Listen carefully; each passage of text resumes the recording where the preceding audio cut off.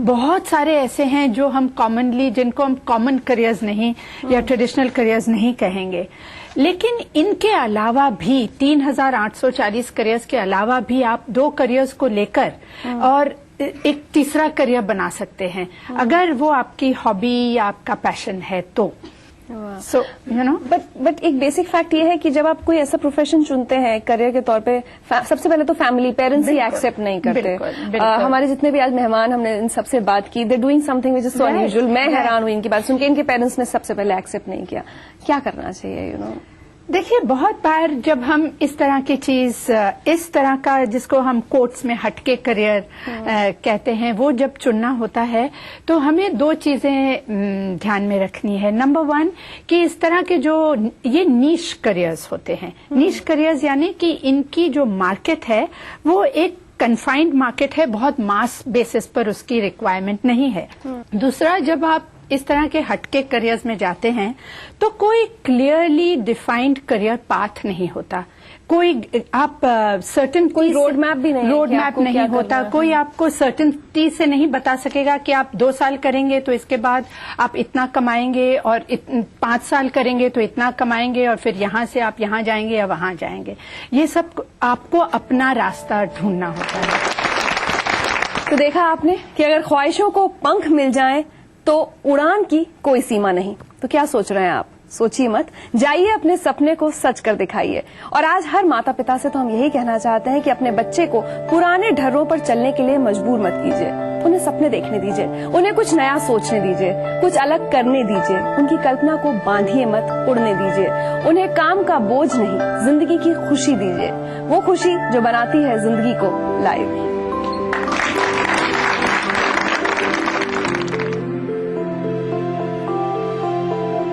मैं तो बहुत खेलना चाहता हूँ और मैं फुटबॉलर बनना चाहता हूँ।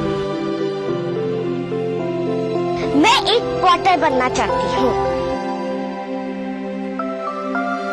मैं स्पेस साइंटिस्ट बनना चाहती हूँ। I want to be a photographer। और मैं एक वीडियो जॉकी बनना चाहती हूँ। I want to be a gardener।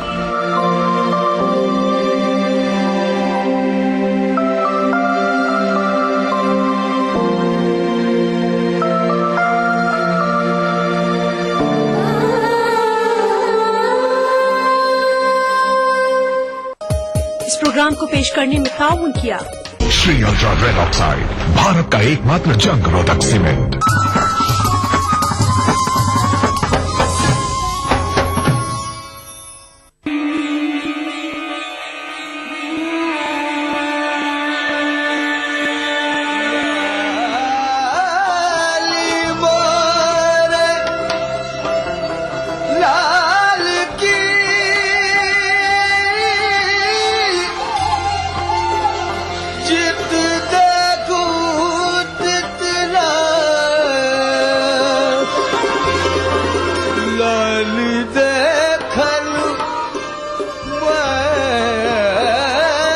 एक मकाम से आगे मकाम है तेरा, हयात ज़ौक़े सफर के सिवा कुछ और नहीं।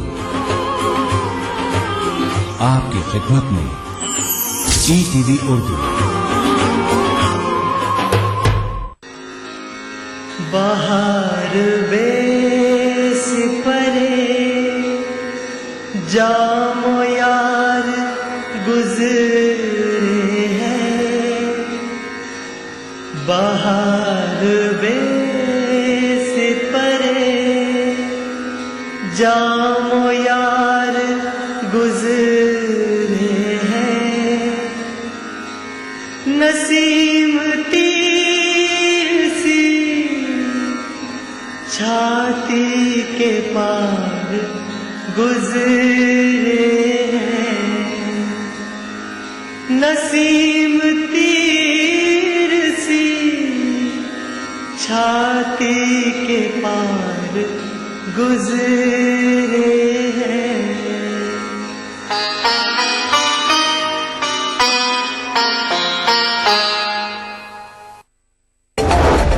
लोगों का ये कहना है कि बच्चे पढ़ लिख करके जो है वो आगे तो बढ़ रहे हैं, लेकिन अखलाक की तालीम जो है वो कहीं ना कहीं उसमें गिरावट दर्ज की जा रही है। टीचर्स को भी सोचना चाहिए कि उन्होंने टीचिंग के तदरीस के मुकद्दस पेशे को कारोबार बना लिया है।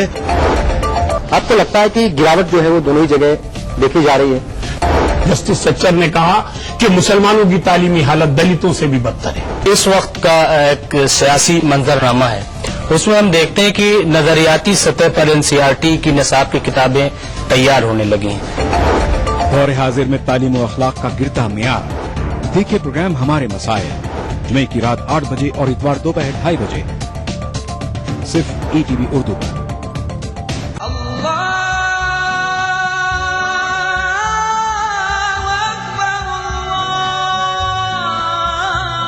हर सुबह ईटीवी उर्दू की खुशबू से महके आपका घर आंगन।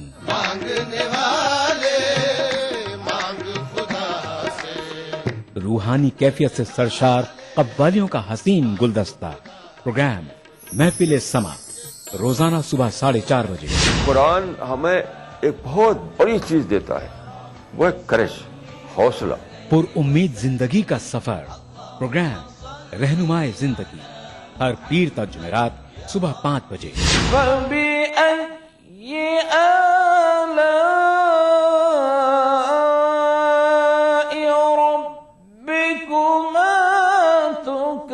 तिलावत कुरान मा तर्जुमा। प्रोग्राम फरमाने इलाही, हर जुमाता इतवार सुबह 5 बजे। अल्हम्दुलिल्लाहि रब्बिल आलमीन अर्रहमानिर रहीम। मस्जिदुल हराम मक्का मुकर्रमा से नमाज फजर के रूह परवर मनाजिर। प्रोग्राम नमाज फजर, रोजाना सुबह 5:30 बजे। प्रोग्राम नवाए सरोज, रोजाना सुबह 6 बजे। तो बने रहिए हमारे साथ और देखते रहिए ईटीवी उर्दू बहारे सुबह। अदा करूं नमाज मस्जिद हराम में, ऐसा दिन आए मेरे अल्लाह, ये सादत मेरे हिस्से में एक दिन आए। रब्बना आतिना फिद दुनिया हसना व फिल आखिरति हसना व क़िना अज़ाबन नार व सल्लल्लाहु वसल्लम अला अब्दिही व रसूलिही नबीना मुहम्मदिन व आलिही व सहबिही अजमईन वल्हम्दुलिल्लाहि रब्बिल आलमीन। अल्हम्दुलिल्लाहि रब्बिल आलमीन अर्रहमानिर रहीम मालिकि यौमिद्दीन इय्याक नअबुदु व इय्याक नस्तईन इहदिनस सिरातल मुस्तकीम सिरातल लज़ीना अनअमत अलैहिम गैरिल मग़दूबि अलैहिम वलद्दाल्लीन। ईटीवी उर्दू पर पहली बार मस्जिद हराम मक्का मुकर्रमा से खुतबा जुमा और नमाज जुमा के रूह परवर मनाजिर का रास्त टेलीकास्ट, हर जुमा दोपहर 3 बजे, सिर्फ ईटीवी उर्दू पर। इशरते कतरा है दरिया में फना हो जाना। इशरते कतरा है दरिया में फना हो जाना। दर्द का हद से गुजरना है, दवा हो जाना। दर्द का हद से गुजरना है, दवा हो जाना।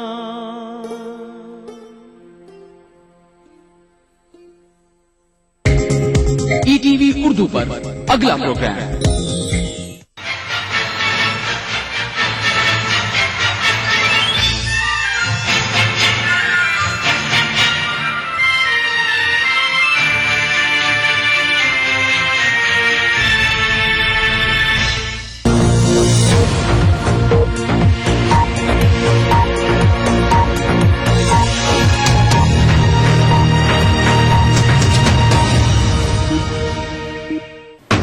दुनिया के सबसे बड़े न्यूज सेंटर से ये है बीबीसी ग्लोबल इंडिया। नमस्कार, मैं हूं नेहा भटनागर। हर सप्ताह ग्लोबल इंडिया में हम लेकर आते हैं वो खबरें जो जुड़ी हैं आपसे, तो महसूस कीजिए हमारे साथ खबरों की धड़कन। ग्लोबल इंडिया में इस बार बांग्लादेश में हिंसा और बहिष्कार के बीच होने जा रहे हैं आम चुनाव। क्या ये भी है लोकतंत्र का एक रूप? टेक्नोलॉजी हमारी जिंदगी का हिस्सा तो बन ही चुका है, अब वो हमारा पहनावा भी बन रहा है। ग्लोबल इंडिया में इनके अलावा आप देखेंगे मेक्सिको के कुछ पादरी हिंसा के घाव भरने के लिए ले रहे हैं झाड़ फूंक का सहारा।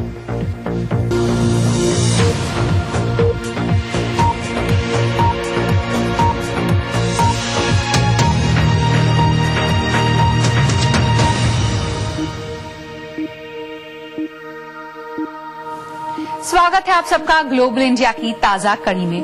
2014 यानी भारत में आम चुनाव का साल, लेकिन भारत ही नहीं, नया साल पूरे दक्षिण एशिया में लोकतंत्र के लिए अहम है। भारत के कई पड़ोसी देशों में चुनाव होने वाले हैं और साल का आगाज हो रहा है बांग्लादेश में चुनावों के साथ। हिंसा, विरोध प्रदर्शन और जबरदस्त तनाव के बीच बांग्लादेश में चुनावी सरगर्मी का जायजा लेने ढाका पहुंचे नितिन श्रीवास्तव। ढाका में जिंदगी की रफ्तार थम सी गई है। स्कूल कॉलेज तो पहले ही बंद थे, अब दुकानों पर भी शटर गिरते दिखते हैं। चीजों के दाम आसमान छू रहे हैं और एक टैक्सी तक मिलने में 4 से 5 घंटे का समय लग जाता है। सड़कों पर जितने आम आदमी दिखते हैं उससे कहीं ज्यादा फौजी और सुरक्षा कर्मी दिखते हैं, वो भी नाकाबंदियों के साथ। और ऐसा इसलिए है, चुनाव से चंद रोज पहले ढाका की सड़कों पर चुनाव का बहिष्कार करने वाली मुख्य विपक्षी पार्टी बांग्लादेश नेशनलिस्ट पार्टी के समर्थकों और पुलिस के बीच संघर्ष हो रहा था। पुलिस समर्थकों को पार्टी मुख्यालय जाने से रोक रही थी। Government has totally occupied our main... सरकार ने हमारे मुख्यालय पर कब्जा कर लिया है, वहाँ चींटी भी पैर नहीं रख सकती। हमारे कार्यकर्ता तो बहुत दूर की बात है। हमारे मुख्य नेता को भी आने जाने से रोक दिया गया है।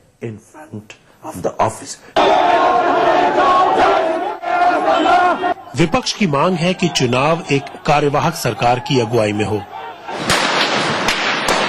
मगर अवामी लीग सरकार ने न केवल उनकी इस मांग को ठुकरा दिया है, बल्कि बड़े पैमाने पर विपक्ष के लोगों को गिरफ्तार भी किया है।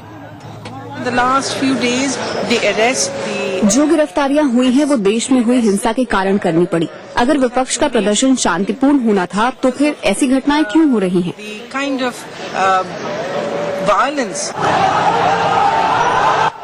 ऐसे में सवाल उठ रहे हैं कि ऐसे चुनाव का क्या मतलब है।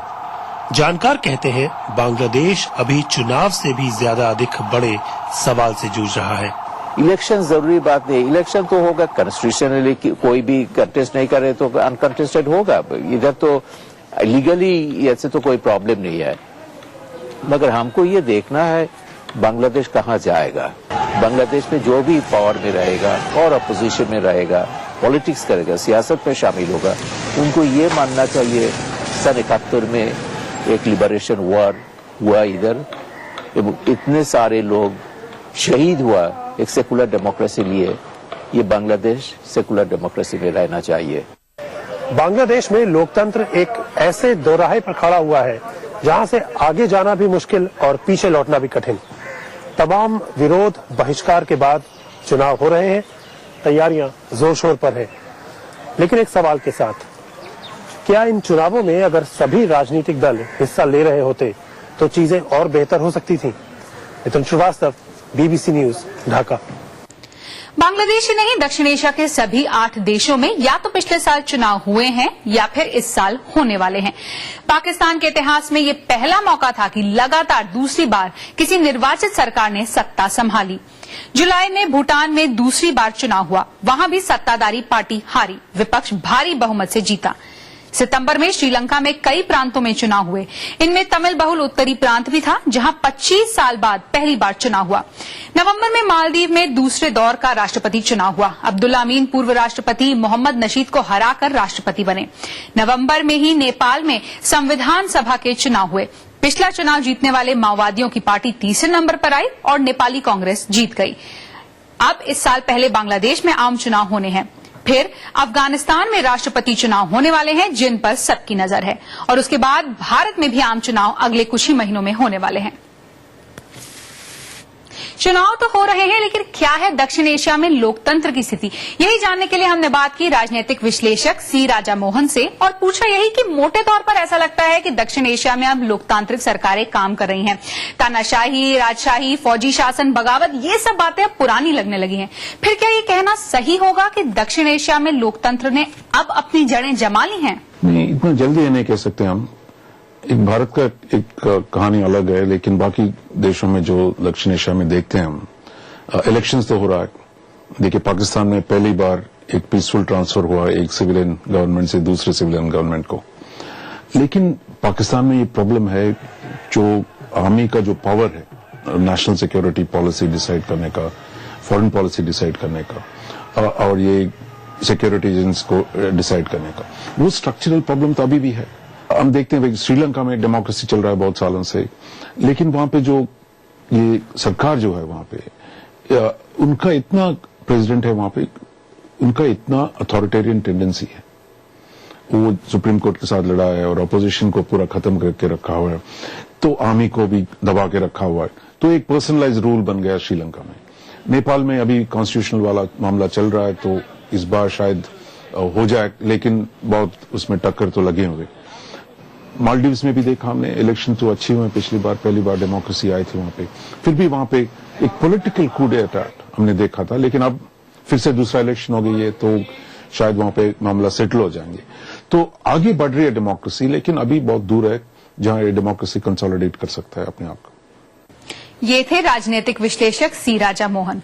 ग्लोबल इंडिया में आगे माओ की 120वीं सालगिरह के मौके पर उनकी विरासत पर एक नजर।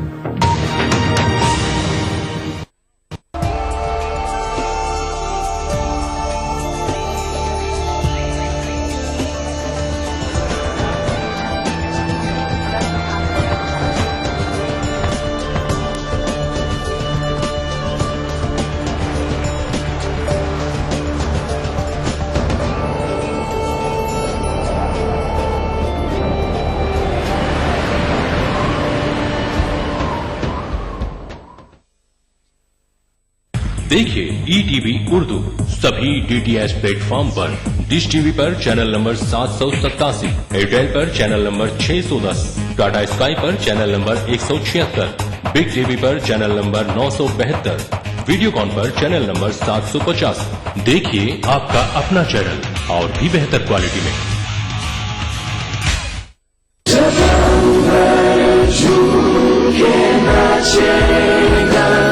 जब धरती नगमे गाएगी, वो सुबह कभी तो आएगी,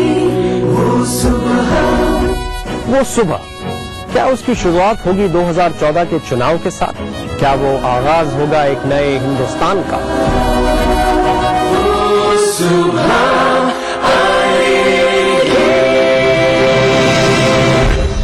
आप प्रधानमंत्री बनने फैसला होना, क्योंकि ग्लोबल खराब है, इसलिए हम खराब। देखिए, मुझे एक बात बताइए, पिछले 5 सालों में जो अटल बिहारी वाजपेयी की गवर्नमेंट थी, उसकी एवरेज क्या थी और उनकी क्या एवरेज क्या थी? डबल थी, 100%। अगर आप 6 वर्ष की एवरेज लेंगे तो हमारी उनकी एवरेज थी 5.8%, यहाँ एवरेज थी 9.2 या 3%। वाजपेयी जी की गवर्नमेंट की ग्रोथ थी 55% ज्यादा थी प्रीवियस 5 साल से।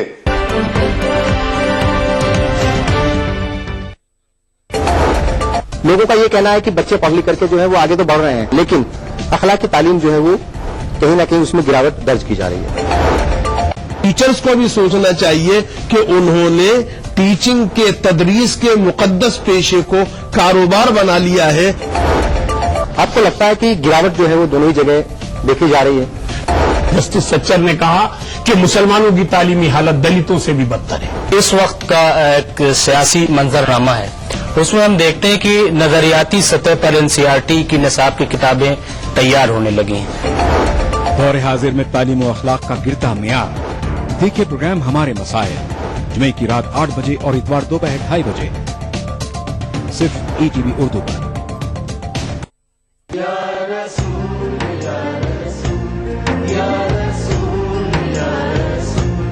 सल्लल्लाहु सारी कायनात मसरूर है, जश्न मिलादे रसूल है। ऐ नबियों के सरदार, निगाह इश्क व मस्ती में वही अव्वल वही आखिर, वही कुरआन वही फुरकान, वही यासीन वही ताहा।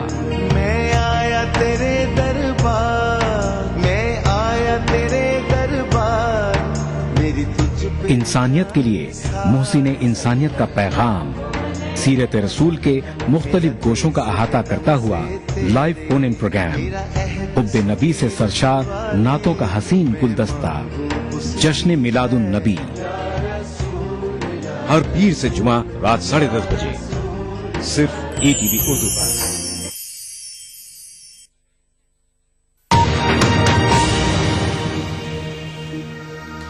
लंदन में बीबीसी ब्रॉडकास्टिंग हाउस से आप देख रहे हैं ग्लोबल इंडिया। आधुनिक चीन की नींव रखने वाले माओ की 120वीं सालगिरह हाल ही में मनाई गई। माओ 30 साल तक कम्युनिस्ट पार्टी के चेयरमैन भी थे, लेकिन उनकी विरासत बेहद विवादास्पद है और अब भी चीन उसे लेकर बटा हुआ है। माओ के गांव से ये खास रिपोर्ट। पूरब का रंग लाल है, ये एक पुराना माओवादी गाना है जिसे चीन में माओ त्से तुंग की 120वीं जयंती पर गाया जा रहा है। आज भी चीनी नेता कम्युनिस्ट चीन के संस्थापक माओ को नजरअंदाज करने का खतरा मोल नहीं ले सकते, शायद इस डर से कि इससे सत्ता पर उनकी पकड़ कम हो जाएगी। कुछ लोगों के लिए माओ पूजनीय है, एक तरह के राजनीतिक भगवान, लेकिन माओ दौर के बाद जन्मे लोगों के बर्ताव में वैसा आदर नहीं दिखता। माओ जयंती पर इस बार भी कई लोग उनके गांव शाओशान पहुंचे। यहाँ के शांत वातावरण में माओ के दमनकारी शासन की बात नहीं होती, वो समय जब लाखों लोग मारे गए थे। ये रिटायर्ड डॉक्टर कहते हैं कि माओ उन लोगों के लिए पिता समान थे। उनकी पीढ़ी के लोगों में माओ के लिए काफी सम्मान है, वो माओ को महान मानते हैं। लेकिन उनके छात्रों का कहना है कि उनके पास माओ के लिए ज्यादा वक्त नहीं, उन पर माओ की तुलना में इंटरनेट का प्रभाव ज्यादा है। चीन के वर्तमान नेताओं की शैली पर माओ की छाप दिखती है। हाल ही में राष्ट्रपति शी जिनपिंग ये कहते हुए देहाती इलाकों में गए कि पार्टी का जड़ों से जुड़े रहना जरूरी है, लेकिन साथ ही वे ऐसे आर्थिक सुधारों को बढ़ावा दे रहे हैं जो माओ को मंजूर नहीं होते। शी जिनपिंग को चिंता है कि अगर वो माओ की आलोचना करते हैं तो इससे देश बंट सकता है। बहुत लोग माओ को लेकर भावुक हैं, उन्हें लगता है कि माओ भ्रष्टाचार को मिटा देते, पर दूसरी ओर अगर वो माओ की तारीफ करते हैं तो इससे और भी ज्यादा मतभेद पैदा होने का खतरा है। चीन के वर्तमान नेताओं को यही तालमेल बिठाना है, माओ के जीवन का जश्न भी मनाना है, लेकिन उस अतीत से बाहर भी निकलना है। माओ के जाने के 40 साल बाद भी चीन में माओ का असर मौजूद है। BBC report. और अब BBC global exclusive round up, दुनिया की बड़ी खबरों पर बीबीसी की खास नजर। अमेरिका की राजधानी वॉशिंगटन में हैं बीबीसी संवाददाता रजनी वैद्यनाथन। तमाम अड़चनों के बावजूद अमेरिका में ऐतिहासिक ओबामा केयर हेल्थ केयर सुधार लागू कर दिया गया। इन सुधारों का मकसद है सभी अमेरिकी लोगों तक स्वास्थ्य सेवाएं पहुंचाना। ये सुधार काफी विवादास्पद था। कैथोलिक देश रिपब्लिक ऑफ आयरलैंड में कुछ खास मामलों में गर्भपात की इजाजत देने वाला कानून लागू हो गया है। आयरलैंड में रह रही भारतीय सविता हलप्पनवार को 2012 में गर्भपात की इजाजत नहीं दी गई थी और फिर उनकी मौत हो गई थी। इसके बाद वहां जबरदस्त विरोध प्रदर्शन हुए थे। फिर जुलाई में ये कानून पास किया गया था। साइप्रस के लीमासोल पर लौटा नॉर्वे का वो पोत जो सीरिया के रासायनिक हथियारों के जखीरे को इकट्ठा करने के मिशन में हिस्सा ले रहा है। इसी पोत पर इकलौती विदेशी पत्रकार हैं बीबीसी संवाददाता एना हॉलिगन। रासायनिक जखीरे को सीरिया से हटाने की संयुक्त राष्ट्र की डेडलाइन खत्म हो चुकी है।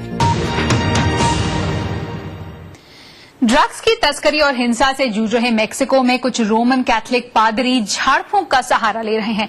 रोमन कैथोलिक समुदाय के लोगों की राय इस मामले पर बटी हुई है, लेकिन कई लोग इसकी आलोचना भी कर रहे हैं। हालांकि वैटिकन भी इसके खिलाफ नहीं है, लेकिन उसका कहना है कि झाड़ फूंक से पहले रोगी की मनोवैज्ञानिक जांच होनी चाहिए। बीबीसी की खास पड़ताल। मेक्सिको के पादरियों का कहना है कि किसी भी दूसरे देश के मुकाबले झाड़ फूंक करने वाले सबसे ज्यादा प्रशिक्षित लोग उनके यहाँ हैं।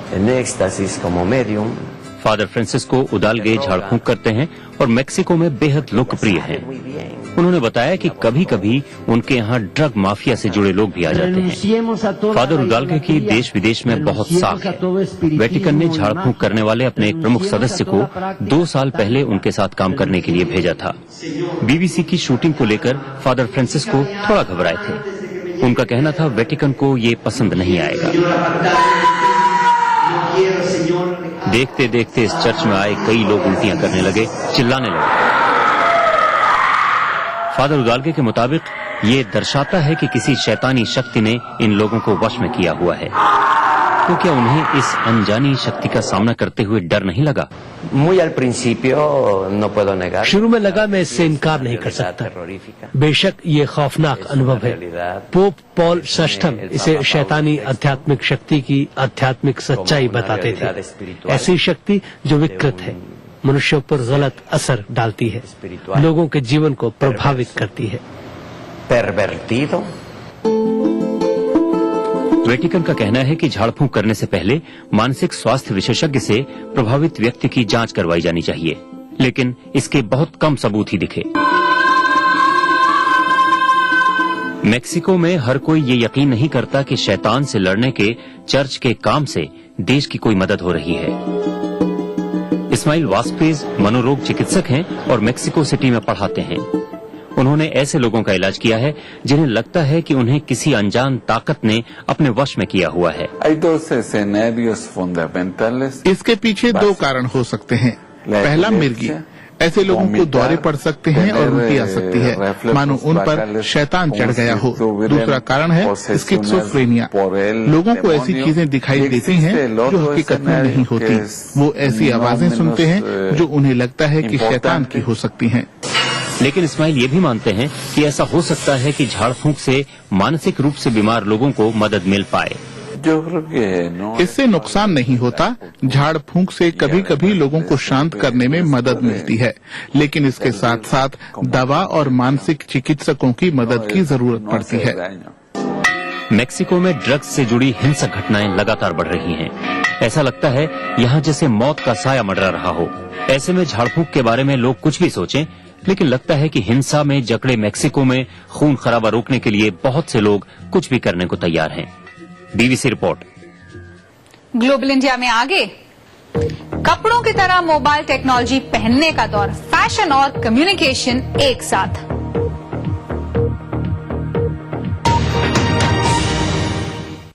आप प्रधानमंत्री बैठे प्रेस कॉन्फ्रेंस, क्योंकि ग्लोबल खराब है इसलिए हम खराब हो गए। देखिए मुझे एक बात बताइए, पिछले 5 सालों में जो अटल बिहारी वाजपेयी की गवर्नमेंट थी उसकी एवरेज क्या थी और उनकी क्या एवरेज क्या थी? डबल थी, 100%। अगर आप 6 वर्ष की एवरेज लेंगे तो उनकी एवरेज थी 5.8%, यहाँ एवरेज थी 9.2 या 3%। वाजपेयी जी की गवर्नमेंट की ग्रोथ थी 55% ज्यादा थी प्रीवियस 5 साल से।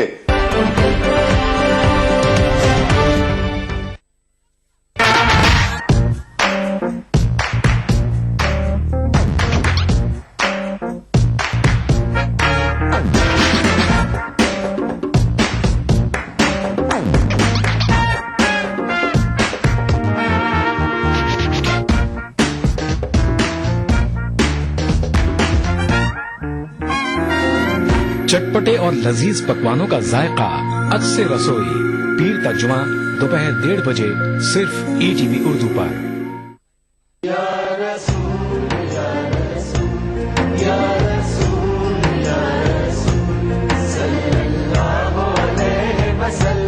सारी कायनात मसरूर है, जश्न मिलादे रसूल है। नबियों के सरदार, निगाह इश्क व मस्ती में वही अव्वल वही आखिर, वही कुरआन वही फुरकान, वही यासीन वही ताहा। मैं आया तेरे दरबार, मैं आया तेरे दरबार, मेरी तुझ पे इंसानियत के लिए मोहसिन इंसानियत का पैगाम, सीरत रसूल के मुख्तलिफ गोशों का अहाता करता हुआ लाइव फोन इन प्रोग्राम, हुब्बे नबी से सरशार नातों का हसीन गुलदस्ता, जश्न मिलादुन नबी, हर पीर से जुमा रात 10:30 बजे सिर्फ ईटीवी उर्दू पर।